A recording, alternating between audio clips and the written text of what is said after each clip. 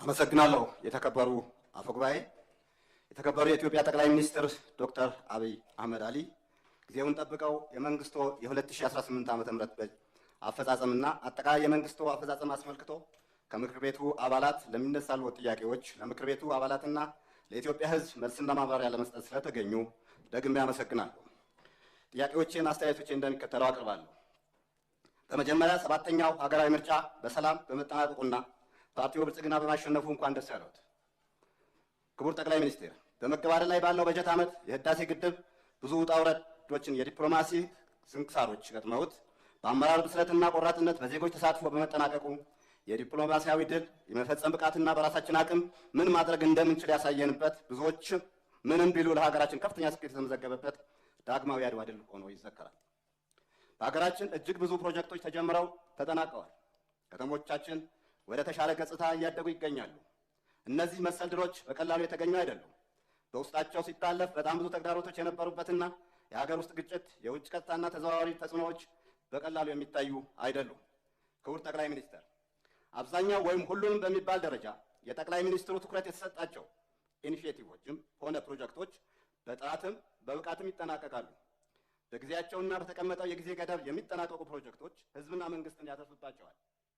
ነገር ግን በአብዛኛው በመስክ እንደምናየው የተጀመሩ መንገዶች፣ ከፍተኛና መካከለኛ የመስኖ ፕሮጀክቶች በኮንትራክተር ችግር፣ በካሳ ክፍያ ችግር መንግስትና ህዝብ ለኪሳራ ይዳረጋሉ።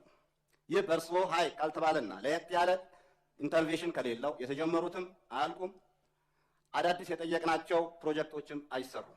ለእነዚህ ተጀምረው ያልተጠናቀቁ ሳይጀመሩ ታቅደው ለቀሩ ፕሮጀክቶች ምን የታሰበ ነገር አለ?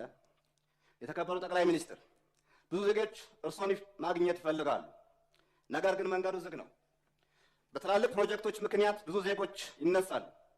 እነዚህ ኢትዮጵያውያን ለልማት ከተነሱ በክብር ማረፊያና መስሪያ ቦታ ማግኘት እንዳለባቸው፣ መብታቸው መከበር እንዳለበት ከማንም በላይ እርስዎ ያውቃሉ። ለዚህም አቅጣጫ ያስቀምጣሉ። ነገር ግን እርስዎ ባስቀመጡት ልክ አይፈጸምም። ጥቂት የተወሰኑ መናገር ለሚችሉ ሚዲያ ላይ ለሚቀርቡና አመራር ቀረቤታ ላላቸው የተባለውን ሲፈጸምላቸው አብዛኛው በማስፈራራት በማሸማቀቅ አንገታቸው እንዲደፉ ይደረጋል። በተለይ በጣም ብዙ ህዝብ የተነሳበት ቦታ ላይ ይመጣሉ ሳይባል ድንገተኛ ፍተሻ ቢያደርጉ ብዙ ጉድ ያገኛሉ። የእርስዎ ክትትል ከሌለው ዜጎች ይማረራሉ። የመልካም አስተዳደር ችግር እና ፍትሐዊነት በማጣት ተስፋ ይቆርጣሉ። ስርዓት አልበኝነት ይነግሳል። ይህ ደግሞ ለሰላም ማጣትና ላለመረጋጋት ይዳረጋል። ለዚህ የተቀመጠ አቅጣጫ ካለ ማብራሪያ ቢሰጡን። የተከበሩ ጠቅላይ ሚኒስትር፣ ይህች ሀገር የሁላችንም ቤት መኖሪያችን፣ ማንም የበኩር ልጅ ማንም የእንጀራ ልጅ መሆን የለበትም። እርስዎም በዚህ ያምናሉ። ነገር ግን ዛሬ አንዱ የሚኖርባት ሌላው የሚያኗኗርባት ኑሮ ዘይቤው የተለያየባት ሀገር ሆናለች። በተለይ ሲቪል ሰርቪሱ ወይም በሲቪል ሰርቪስ ተቀጣሪው የሚኖር አኗኗር እጅግ አስከፊ ነው። በዋጋ ግሽበት፣ በገበያ ለመረጋጋት፣ በቤት ኪራይና ትራንስፖርት አቅሉን አስተው ብቻውን ሲናገር የሚጓዘው ህዝብ ቢሮ ገብቶ እንዴት ውጤታማ ስራ ሊሰራ ይችላል?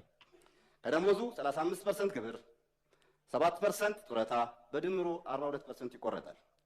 58% ደሞዙ ላይ በእያንዳንዱ በሚሸምተው ሸቀጥ 15% ቫት ይቆረጣል። ትራንዛክሽን ላይ ንግድ ባንክ ለሰርቪስ እና ቫት እያለ ሌሎችም የማይታወቁ ተቆራጮች ይቆርጣል። ለውሃ፣ ለመብራት፣ ለሌሎችም አገልግሎቶች ይቆረጡበታል። እነዚህ መሰል ችግሮች ተዳምረው ኑሮ መቋቋም አቅቶታልና ለዚህ ታጋሽ ሲቪል ሰርቪስ እና አነስተኛ ኑሮ ላይ ላለው ዜጋ ምን ታስቦለታል? ከሚመሰረቱት መንግስት ምን እንጠብቅ?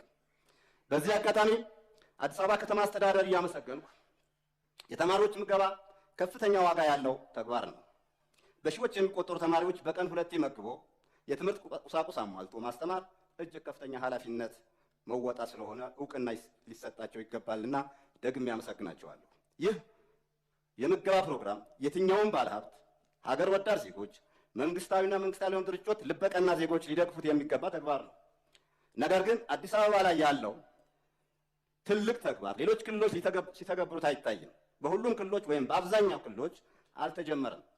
ምግብ ማግኘት ሰብአዊ መብት ጉዳይ ስለሆነ ለዚህ ለምግብ ፕሮግራም ጠቅላይ ሚኒስትሩ በኩል ኢኒሼቲቭ ቢሆን ውጤታማ ይሆናል የሚል እምነት አለኝ። ለክልሎች አስገዳጅ ሆኖ ቢቀር ምን ይመስሎታል? የተከበሩ ጠቅላይ ሚኒስትር፣ ሰሞኑ የጠቅላይ ኦዲተር የ2017 ዓ.ም የፋይናንስ አጠቃቀም ግልጸኝነትና የክዋኔ ኦዲት ሪፖርት ቀርቦልን ተወያይተናል። ጠቅላይ ኦዲተር ስራውን ጥሩ ቢሆንም ተደራሽነቱ ከፍ ቢልም ተጠያቂነት ማስፈን ላይ ስልጣን የለውም። ስልጣኑ የምክር ቤቱ፣ የጸረ ሙስና፣ የአቃቤ ሕግ እንዲሁም የገንዘብ ሚኒስቴር ሊሆን ይችላል። ትልቁ ጉልበት በእርስዎ የሚመራው ሚኒስትሮች ምክር ቤት ነው። ስለዚህ በተደጋጋሚ ባለበጀት መስሪያ ቤቶች የክዋኔ ኦዲትና የፋይናንስ ኦዲት ጉድለት ያስመዘገቡ አስፈጻሚዎች ሲጠየቁ አይታይም። ጠቅላይ ኦዲተር ጉድለት ስለዚህ በተደጋጋሚ ባለበጀት መስሪያ ቤቶች የክዋኔ ኦዲትና የፋይናንስ ኦዲት ጉድለት ያስመዘገቡ አስፈጻሚዎች ሲጠይቁ አይታይም። ጠቅላይ ኦዲተር ስራው እንደ መርሃ ግብር እየታየ ይመጣልና በክቡር ጠቅላይ ሚኒስትሩ ትኩረት ቢያገኝ እኔ በግሌ መንግስታዊ ሌብነት አለ ብዬ አላምንም። ነገር ግን የመንግስት መዋቅር ተጠቅሞ በዜጎች ላይ ምዝበራ የሚፈጽሙ የተደራጁ ኃይሎች የሉም የሚል እምነት የለኝም። እነዚህ መንግስትንም የፍትህ ተቋማትንም የሚፈትኑ ናቸውና ገዢው ፓርቲ መዋቅሩ የማጽዳትና ተጠያቂነት የማስፈን ጉዳይ እንዴት ሊያስተካክለው አስቧል? ለኢትዮጵያ ሕዝብ ግልጽ ቢደረግ። ከጸጥታ አኳያ እየተሻሻሉ ያሉ ነገሮች ቢኖሩም አሁን ዜጎች አፍኖ ወስዶ ገንዘብ እየጠየቁ እየተደራደሩ ከከፊሉ በስቃይ የከፈሉ በስቃይ ይመለሳሉ።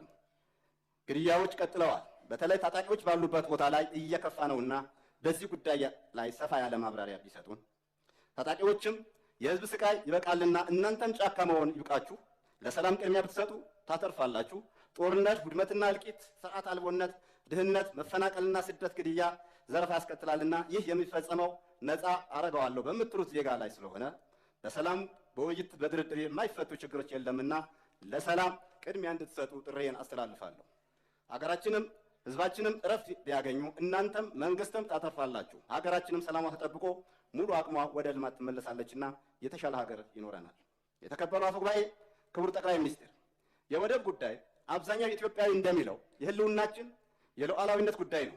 ሆኖም የወደብ ጉዳይ መንግስት ወደብ ያስፈልገናል ብሎ በብዙ መልኩ ጥረት ሲያደርግ ብዙ አማራጮች ሲሞክር ኃጢአት የሚሆንበት፣ ሌላው ሲያነሳው ደግሞ ጽድቅ የሚሆንበት ምክንያት ምን እንደሆነ አይገባኝም።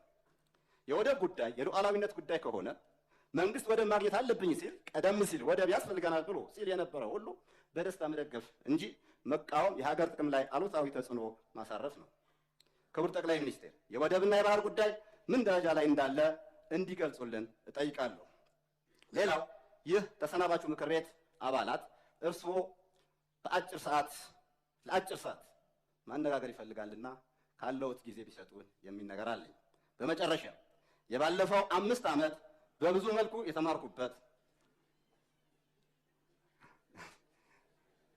የተማርኩበት ለሀገሬም ለምክር ቤቱም እንደ ፓርቲ እንደ ምክር ቤት አባልም በሀገራችን ጉዳይ እየተደጋገፍን በልዩነታችን እየተነጋገርን ቆይተናል።